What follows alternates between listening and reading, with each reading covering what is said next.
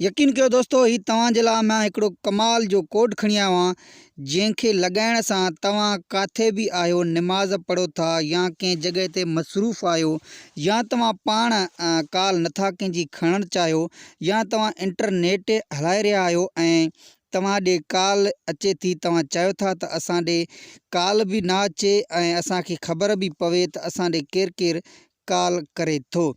अमूमन ॾिठो वियो आहे दोस्तों त जॾहिं असां इंटरनेट हलाईंदा आहियूं त उन वक़्तु असां चाहींदा आहियूं त कंहिंजी बि कॉल न अचे। अगरि असां का डाउनलोडिंग करे रहिया कंदा आहियूं या का बि शइ असां हलाईंदा आहियूं इंटरनेट जी, असां ॾे कॉल ईंदी आहे त असां चवंदा आहियूं त यार परेशान थींदा आहियूं कॉल करे थो, या असां ॾे के दोस्त जेके हूंदा आहिनि असांखे तंग कंदा आहिनि, असां चाहींदा आहियूं त असां ॾे कंहिंजी कॉल न अचे ऐं असां इंटरनेट आराम सां हलायूं।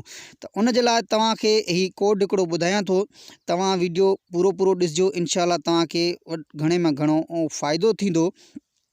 दोस्तों जॾहिं बि तव्हां ही कोड लॻाईंदव त अॻिले माण्हू खे जेको बि तव्हां ॾे कॉल कंदो उनखे पावर ऑफ ॿुधाईंदो ऐं तव्हां ॾे उन ई वक़्तु मैसेज ईंदो त ही नंबर तव्हांखे कॉल करे थो। पोइ तव्हां उन वक़्तु ॾिसंदव जेका कॉल अहम हूंदी, कंहिंजी कॉल ज़रूरी हूंदी, त तव्हां उहा कॉल अटेंड या करे सघो था, कोड खोले सघो था, या वरी उन ॾे तव्हां कॉल करे सघो था। जेकॾहिं तव्हां सम्झंदव त ही के फालतू माण्हू जी कॉल आहे या न खणणु चाहींदव त तव्हां ॾे मैसेज ईंदा रहंदा, अॻिले खे इहा ई ख़बर पवंदी त हिन जो नंबर बंदि आहे।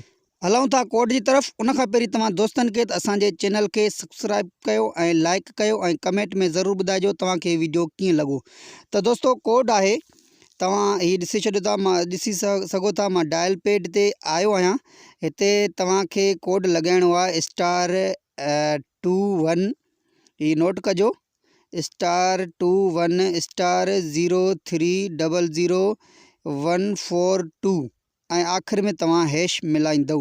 हिन जो तव्हां स्क्रीनशॉट वठी छॾियो या ही यादि कयो। ही तव्हां जॾहिं कोड मिलाए, ही सिर्फ़ु जैज़ नंबर ते आहे, माज़रत तव्हांखे पहिरीं मां ॿुधाइणु विसरी वियो, ही जैज़ सिम ते आहे।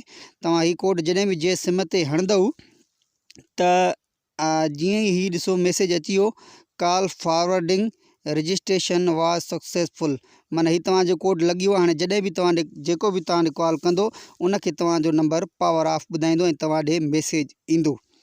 तमामु सुठो कोड आहे। शायदि किन माण्हुनि खे ख़बर हूंदी या वरी किन खे न बि हूंदी, त उन्हनि जे लाइ ही तमामु फ़ाइदेमंद थींदो, पर सिर्फ़ु ही जैज़ सिम ते ही कोड लॻी सघे थो।